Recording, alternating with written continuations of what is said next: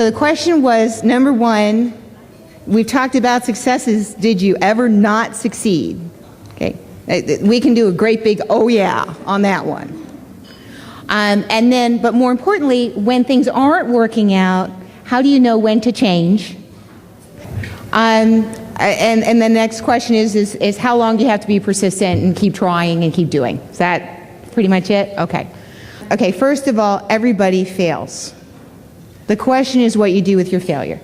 I have been fired from jobs, I have been kicked out of customers, I have had employees hate me, and as I was sharing with one of the tables, I had an employee team at one point that for my birthday, you know, usually like you get the boss like flowers for her birthday, they gave me a broom.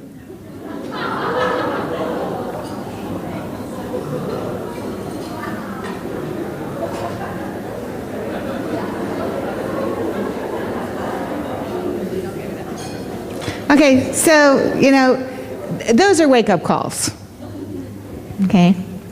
Actually, the guy that gave me the broom, I was more than happy to use it to sweep out his office later. But the point is, yes, you failed. The question is how you learn from it, number one. Nothing, unless it kills you, literally kills you, there's no failure that you cannot overcome.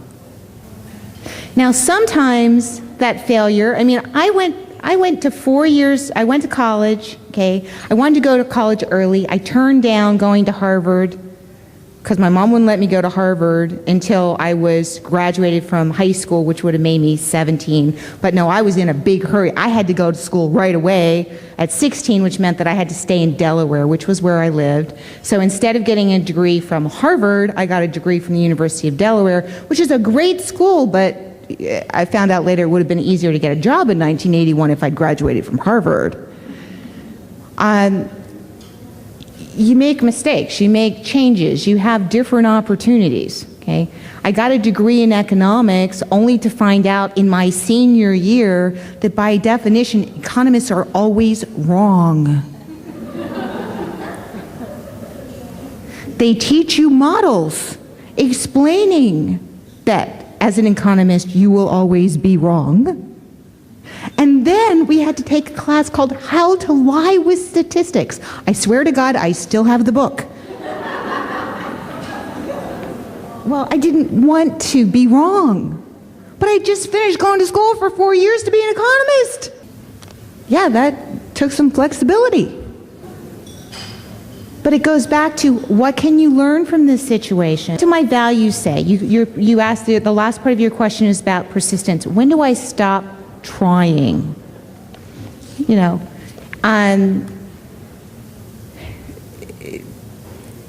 I can tell you that in order to fund my company, I had to liquidate a lot of my stock, which was an investment.